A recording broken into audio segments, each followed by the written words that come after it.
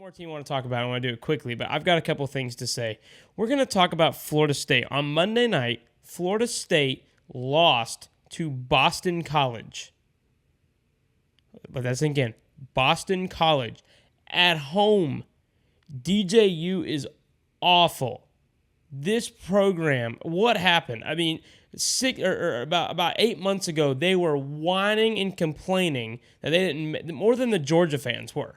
All right, that they didn't get into the playoffs and how they deserved to be there even without Jordan Travis. But now we're seeing, just like we saw in the Orange Bowl, by the way, we're seeing why they weren't in the playoffs in the first place. They are not a good team without Jordan Travis. And one of the themes on this show is that we like to say is that one player doesn't make a team, but a system quarterback like that, you have to have that. And as soon as they lost him, they were a completely different team.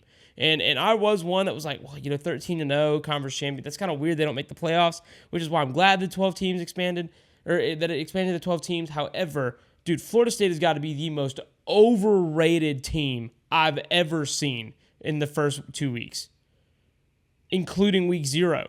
They're 0-2. They got dropped right from the rankings because now they lost by almost 3 scores. So, yeah, I don't even know if you guys have anything to say about FSU, but I just got to say, super overrated, and, yeah, that's all I got. I will go ahead and say this. I don't think the Boston College game was fully on DJ Uiagalelei. I've stated this before, and I'll state it again and again and again. If you are changing your offensive scheme to make a quarterback comfortable, that's not what you should be doing. We all know DJ has a cannon of an arm. He's just scared to throw it deep. Yeah, but dude, okay, yes, you're right, because that's what Clemson did. That's what Oregon State did. Now that's what Florida State is doing.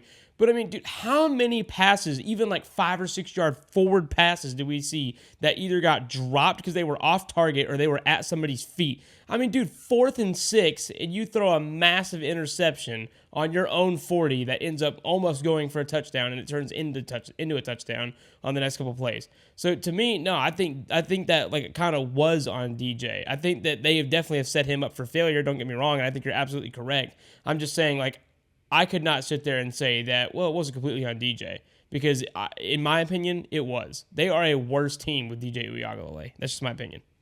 No, I 100% agree. I just don't think you can pin this game on DJ, only because, like you said, there were drop passes where it should have gone either to the end zone or at least 20 yards.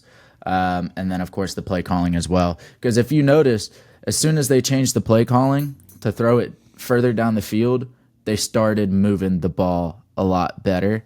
But also you got to look at 25 rushing yards. 25 rushing yards total, the entire game. In today's game, you cannot play football if you can't run the ball.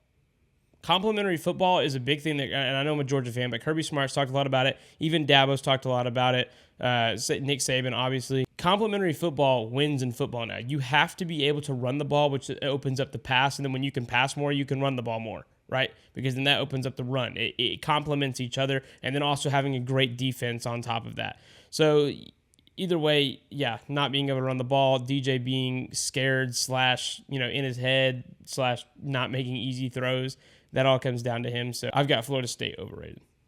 Florida State is absolutely overrated. And we also can't ignore that Mike Norvell made the call to go for it on their own 35, I think it was. It was 4th and 15 in a one-score game in the third. If you're down, say the final was a 15-point cover, for a 15-point margin. If you're down 15 in the fourth, you go for it that close to your own side of the field. But in the third, in a one-score football game, you just can't do that.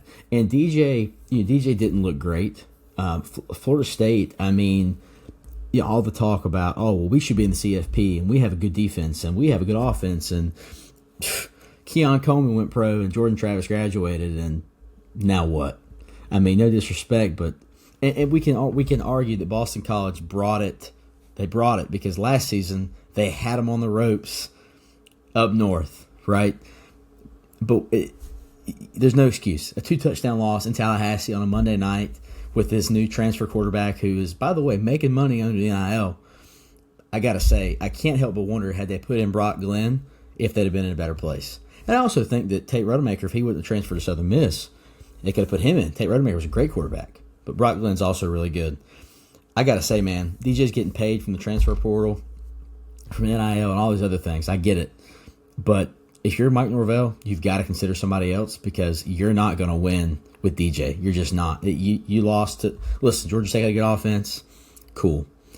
And if you can't run the ball, you can't pass the ball, like what we just said. But you've got to give somebody else a shot to give you a chance to win. Florida State, Tallahassee, severely, severely overrated. And I hate it. I like Mike Norvell. One of my best friends at work is a Florida State fan. But yeah, overrated. Put somebody else in. DJ, it's not the move. DJ, turn it down.